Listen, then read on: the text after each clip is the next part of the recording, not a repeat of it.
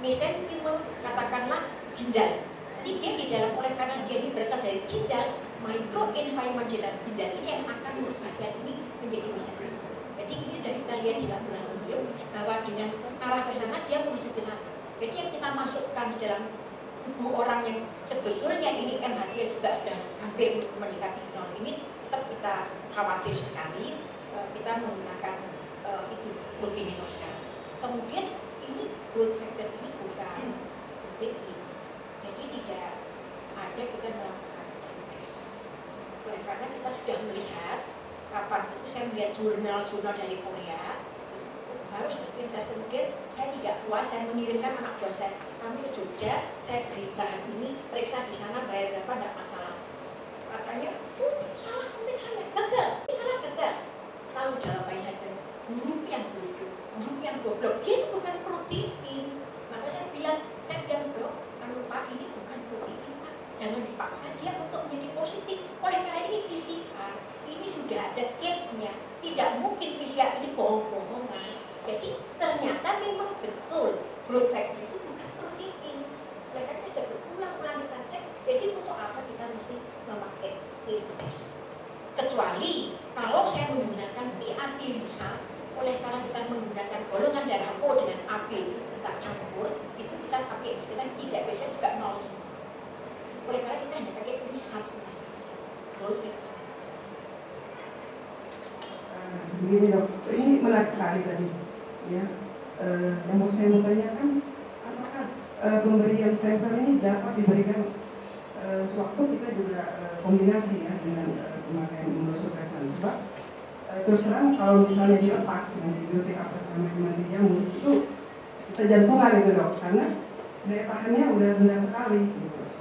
Ya, baik karena sistem imunnya sendiri yang memang sudah rendah atau banyak sekali hal-hal yang mengakibatkan organ-organ vital juga yang diikuti.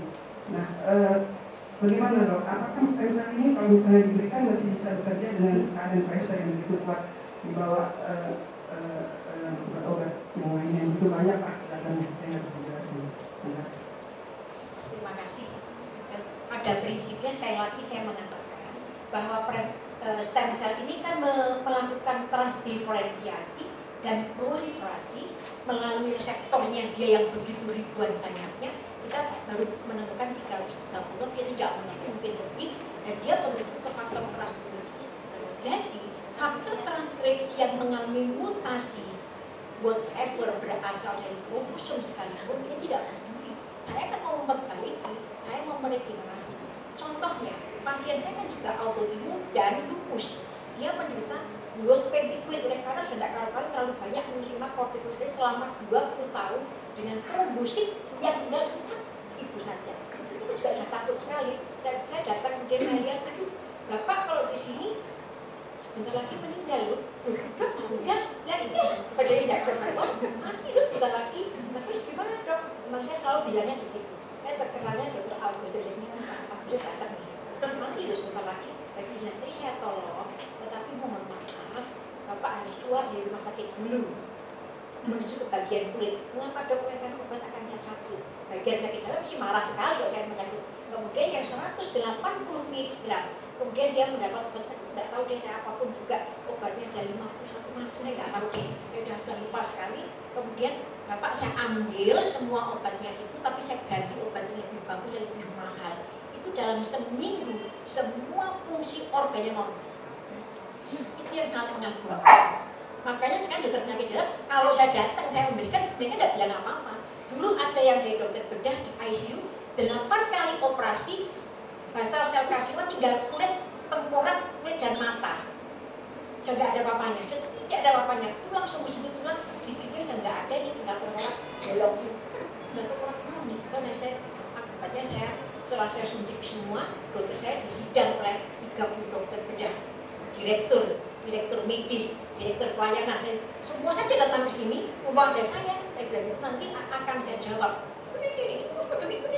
Ternyata, oh Anda itu ternyata orang yang ketinggalan zaman. Inilah tipe-tipe dokter yang akan dijajah oleh China, dijajah oleh Korea, dijajah oleh Singapura. Saya tidak mau, saya milih aja di negara saya. Inilah Anda yang tidak ada ilmunya. Setelah dia menjadi baik, memang akhirnya dia meninggal karena kanker paru. Saya berbisik kepada pasien itu, karena saya tidak punya apa-apa. Bapak, kalau Bapak sudah baik, tolong berzikir kepada Allah, mohon ampun. Sebelum dia meninggal, dia tangannya begini, itu dia berzikir. Itu lebih penting daripada terapi yang telah dokter berikan. Meninggal dalam keadaan kembali kepada Allah itu penting. Tujuannya kita mengobati itu bukan hanya begitu, tapi memberikan kedekatannya dia kepada Allah supaya dia tidak sakit. Oleh karena stem cell ini painful. Pasien saya tidak punya kaki, tidak punya otot, berteriak-teriak terus. Setelah saya berikan stemnya, dia bisa tidur. Kenapa dia begitu, Dok? Dia tidak anti painful, menghilangkan inflamasi, menghilangkan nyeri yang luar biasa. Dengan ketenangan ini kan metabolisme tubuh akan menjadi bagus, energi akan terjaga, sehingga pasien cepat baik. Jadi semua homeostase di dalam sel, jaringan tubuh, fluidnya tubuh itu menjadi bagus sekali. Terima kasih. Bagaimana dengan kasus yang mungkin lebih sering kita jumpai dalam kondisi sehari-hari, yaitu pada anak-anak Indonesia. Maka kita sudah punya pengalamannya, karena dengan terapi yang selama ini kita berikan, dengan terapi oral, topikal ataupun bahkan laser, memberikan hasil yang bervariasi. Walaupun dengan terapi hormonal sangat tidak sering akan memberikan hasil yang baik, namun banyak pasien yang menolak karena efek sampingnya. Memberikan punya pengalaman pada kasus. Terima kasih, Dokter. Saya punya pengalaman untuk anak-anak saya tidak bisa pengalaman karena mereka tidak mau disuntikan. Jadi biasanya semua androgenik sama. Jadi pada pasien saya yang androgenik, sungguh-sungguh tinggal separuh nih kepalanya ini sudah kotak nih. Dok, saya juga tidak ngerti. Saya minta dibuatkan seperti George Mitchell. Masih kan saya itu awam ya, saya itu gaptek. Pak George Mitchell itu dok penyanyi lebih kenal dengan Pak. Ini brainwash gini ada, dia gambarkan di sini ada brainwash ini. Bapak enggak mungkin, Bapak udah licin nih seperti itu, seperti bola sudah licin seperti kelereng, enggak mungkin saya. Dok, kali-kali bisa dok. Ya sudah ya, saya coba. Dua, dia minta, dok boleh minta lagi dok. Apa ya Pak ya? Kelamin saya itu pengen bulunya banyak. Bapak enggak mungkin. Ini ada istrinya jadi berdua. Ya dok supaya aksi dok. Saya Pak, saya mencoba, tapi saya tidak menjanjikan apapun juga. Saya tidak bisa menjanjikan. Oleh karena tidak mungkin. Saya suntik saja 300 kali. Anestesi terus ya. Suntik saja saya ngawur aja suntik. George Mitchell saya tidak mengerti. Kelamin mulai pupus sampai pusat saya suntik semua. 3 bulan dia datang. Dokter lupa dengan saya. Apa ya Pak? Oh dokter ini masuk kok. Dari dia rambutnya sudah menentang langit. Banyak sekali. Ini seperti Pak Raden, bukan George Mitchell, tapi Pak Raden yang keluar. Saya nanti Pak Raden dok. Alhamdulillah saya kaget. Kalau ini gimana dok? Dok kalau ini udah lebat sekali dok. Astagfirullahaladzim. Jadi kalau misalnya ibu-ibu yang kelaminnya putih-putih bisa buat hitam lagi dan masalah. Suaminya dokter ini menolak kan. Jadi hitam rambutnya. Karena operasi mata disuntik saja. Jadi hitam rambutnya. Jadi tidak usah tambah beli-beli rambut palsu dari Korea, ngapain? Itu kan benda asli. Terima kasih Dr. Betia, silahkan. Terkait dengan terkait dengan masalah kerjasama ini, tentu laboratorium klinik kita memerlukan informasi yang banyak mengenai hal ini. Iya, terima kasih Linda. Sangat menarik ya, beberapa itu dan untuk kerjasama ke depan kita dari Jaya, adanya dari laboratorium juga memerlukan informasi dan pengetahuan. Bagaimana kita bisa membantu agar kerjasama ini dapat berjalan dengan baik. Karena dalam hal ini nanti kami menjadi sebagai sel researcher dan sebagai saluran supply pada sebelum dipakai oleh dokter, atau juga sebagai jika sebenarnya pasien-pasien ini menjadi donor stem cell, apakah kita juga sampai ke sana, kami bisa mempersiapkan satu dari laboratorium dan berikutnya dari sini. Terima kasih. Sebetulnya saya ini hanya seorang researcher. saya hanya melayani. Untuk pengobatan dan sebagainya kami kembalikan pada para dokter yang mempunyai bidangnya masing-masing. Seperti dengan kerja jarak saya membuatkan segala macam untuk vaksinnya, itu permintaan mereka. Yang maksudnya vaksinnya apa? Saya bilang itu untuk supaya vaksinnya habis operasi tidak, kalau dijahit itu katanya, saya tidak mengerjakan vaksinnya ya, itu nanti ada fibrotik dok, jadi pasti kurang elastis. Oh ya, jadi semua saya berikan amnion. Jadi pada saat habis dioperasi dilapisi dengan amnion. Kemudian tidak diberikan apa-apa oleh karena amnion sudah menempel ya berbentuk seperti plastik demikian. Jadi saya kira kami ini sebagai melayani saja dong, bisa. Cuma di dalam untuk melayani mempersiapkan itu kan kalau amnion itu tidak boleh disimpan di sembarangan ya, harus minus 80 derajat. Jadi semua yang untuk penyimpanan sel itu mempunyai temperatur masing-masing. Jadi dia harus disimpan dalam temperatur ini. Nanti kalau mau dia digunakan pun dia tidak boleh dari minus 200 menjadi 37 derajat Celcius, tidak boleh, pelan-pelan dia dikeluarkan. Jadi harus janjian dengan pasien. Besok jam 10 akan ada infus stem cell untuk penyakit ini. Katakanlah sekarang kita sudah siap-siap. 4 jam masuk minus 80, 4 jam masuk minus 40. 4 jam masuk minus 20 sampai akhirnya dia bisa diberikan pada inkubator atau penghangat yang tanpa CO2. Jadi hanya alat-alat saja. Kalau untuk siapapun penggunanya, kami menyerahkan pada masing-masing spesialis. Hanya alat. Kemudian kalau pengolahannya oleh karena ini membutuhkan laboratorium khusus, kita tidak berani mengerjakan di sini. Stem cell sangat sensitif. Dia harus gelap, dia harus super steril, dia harus tenang, dia harus dingin. Jadi kita tidak, dan SDM-nya yang kita kesulitan kalau harus dikirim ke sini oleh karena SDM kita bekerjanya sudah 7 kali 24 jam. Tapi untuk pengirimannya tidak masalah. Kita sudah hampir tiap hari mengirim ke Jakarta, pasiennya itu tidak masalah. Hanya penyimpanannya saja yang untuk akan digunakan masuk itu membutuhkan tes khusus. Jadi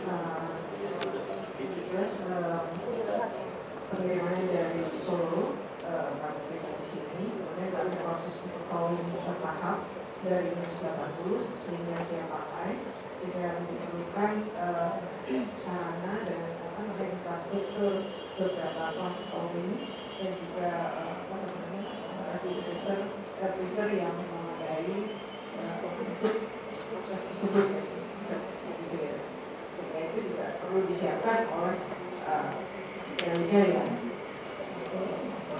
tersebut jenis apa yang akan digunakan tergantung daripada dokter klinisi yang akan memperlukan sesuai dengan penyakitnya.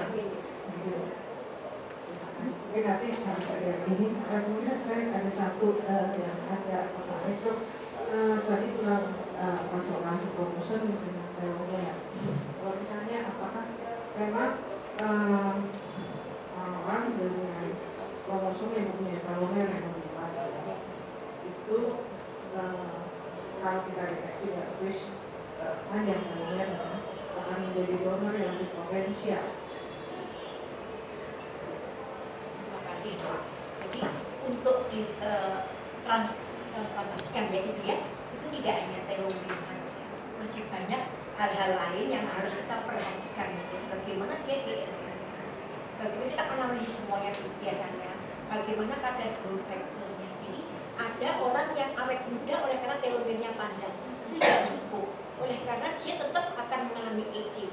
Kalau sel itu sudah aging, pada tahap fase keempat dia lambat sekali, itu akan jadi mahal sekali. Makin lama kita menanam si sel ini, memberikan makan sel ini makin mahal, oleh karena dia membutuhkan makanan yang luar biasa mahalnya. Dan ini bahan ini tidak ada di Indonesia. Khawatirnya kalau kita cepat kehabisan bahan, sedangkan Indonesia tidak bisa cepat-cepat masuk, itu bahayanya kita berhenti nanti. Jadi memang sungguh-sungguh tidak hanya telomere saja, semua akan kita periksa. Silakan. Saya Datami dari Brawijaya. Pertanyaan saya, pertanyaan saya lain dengan pertanyaan-pertanyaan yang sebelumnya, mungkin yang terakhir. tadi dokter Indah bilang pada bayi itu jarang terjadi scar. Karena mungkin saya agak telat dikit ya. Jadi kalau nggak saya tangkap bahwa karena stem cell-nya lebih kuat atau lebih apa ya. Pertanyaan saya, kenapa pada bayi yang diimunisasi BCG terjadi scar? Menurut keterangan yang berkaitan dengan stem cell, kalau keterangan yang lain malah begini kita sudah tahu. Kenapa terjadi scar yang cukup besar? Terima kasih. Saya tidak menyatakan bayi, Pak. Jadi yang saya katakan adalah fetus. Ilmu kedokteran dengan ilmu sel sangat berbeda. Fetus itu adalah usia bayi sampai dengan 24 minggu. Begitu dia dilahirkan cenger, menangis, dia sudah ada stem cell. Dia sudah bukan lagi fetus lagi. Jadi oleh karena apa? Di dalam fetus itu kadar TGF-beta 3 tinggi sekali. Matriks metaloproteinase antifibrotik 13 tinggi sekali, itu tidak dipunyai oleh adult stem cell. Begitu si bayi dilahirkan, ambil darahnya, periksa TGF-beta 3, ambil MMPS 13 positif semua. Memang setelah dia lahir cenger, dia sudah ada.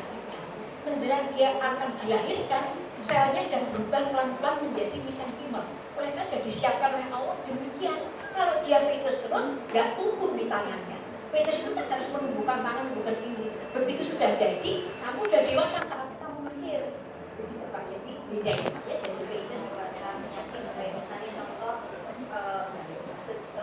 berjutaan atau puluhan juta sampai misalnya satu kasus dengan stroke gitu. Jadi kita kan paling enggak bisa lihat kalau nanti ada promosi itu kita statistik seperti ini. Misalnya satu contoh kasus stroke mungkin setahun 2 tahun kira-kira sampai dia sembuh itu membutuhkan jutaan atau butuhkan juta. Mohon maaf, kita akan bicarakan dengan Pak Direktur sendiri nanti. Saya tidak berani. Saya tahu tapi saya tidak berani. Tapi yang penting kita jauh di bawahnya negara tetangga kita, Malaysia dan Singapura, jauh. Dan mereka hampir semuanya menggunakan xenotransplantation. Contohnya, xenotransplantation digunakan oleh para bintang film. Ini ada saudaranya Putri yang menggunakan sekali suntik di Munich ya, itu 250 juta. Untuk awet muda disuntikan 11 cc ya, 11 Eperdorf kanan kiri. Coba bayangkan begitu mahalnya uang dibuang-buang. Padahal saya tidak berani. Oleh karena selama ini saya masih penelitian terus, saya masih mencoba berbagai macam penyakit, sehingga saya tidak mengerti, saya tidak meminta biaya apapun juga. Saya sungguh-sungguh memberikan sumbangan pada pasien-pasien ini. Oleh karena tanpa pasien itu saya tidak punya pengalaman apa-apa. Jadi dia itu mahal sekali untuk saya. Cancer apapun juga tidak usah bayar Pak. Oleh karena dia tidak mengerti sebetulnya ilmu ini untuk saya akan saya gunakan untuk pengembangan ilmu. Jadi itu sungguh-sungguh kami serahkan kepada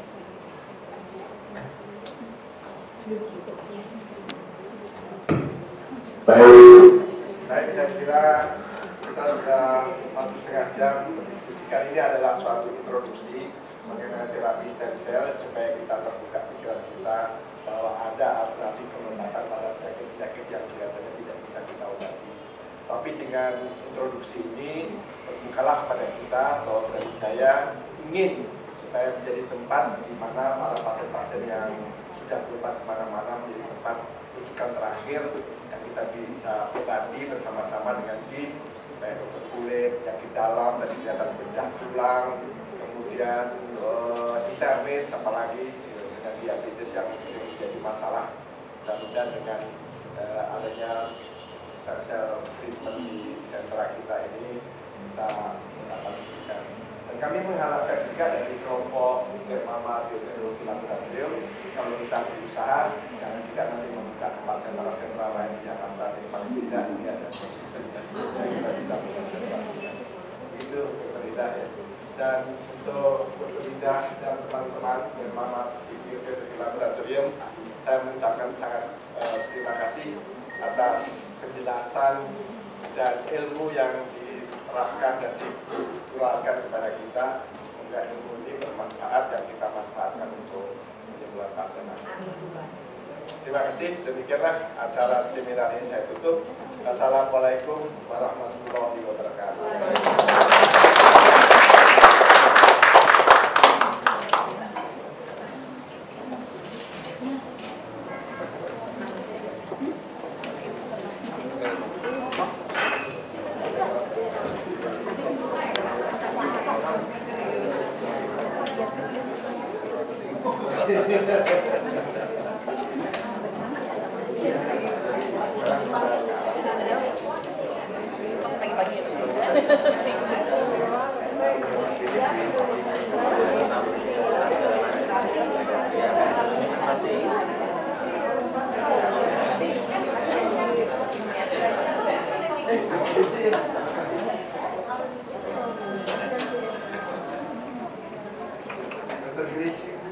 Dia pakai ini sampai juga.